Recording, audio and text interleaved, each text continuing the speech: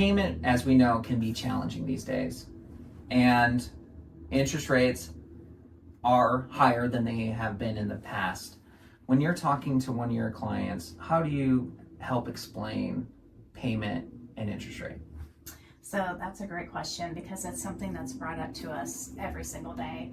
And for example, most of these clients are current renters. And so I explained to them, yes, interest rates are a little bit higher right now than they have been historically. You can always refinance once those rates drop. However, if you buy a house, you're building equity into something that you own. If you're currently renting, and let's face it, some of the rent is higher than what your mortgage payment would be, even with escrow, you are paying 100% interest, and you're building equity for your landlord. So that's one thing, that's one tool that I use, so they can stop and think, and they can look at A versus B. Right.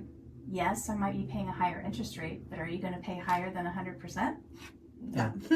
Yeah, and I think you answered that so perfectly, and that's why I wanted you to answer the question. You would think I would want to answer that question, but it is absolutely true. When you acquire a home, there's two things that is going on. You acquire the home at some price, right? And you acquire it here, okay? And when you acquire it here and you start making payments, one, you're paying down the balance.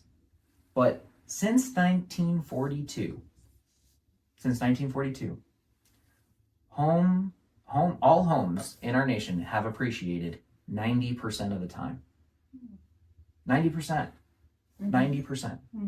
And so while your payments are going down, the appreciation and the value of the home is always typically 90% of the time going up.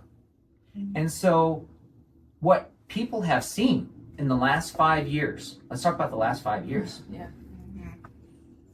What people have seen in the last 5 years is some of their home values have doubled in value. And now, all of a sudden, you have 50, 100, 200,000 in equity. That's why I say acquiring a home is the mechanism to building wealth. Because now you have all this wealth. And guess what happens? You go and sell that property, and now you just have 100, 200,000 to put either in the bank or towards the next property. You can choose to invest that money into acquiring rental properties or investing it into starting your own business. There is so many things you can do with the equity you have when you have it. But if you never get into the game and you never buy a home, you'll never have it.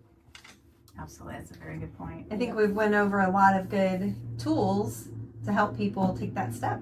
Absolutely. Yeah. Absolutely.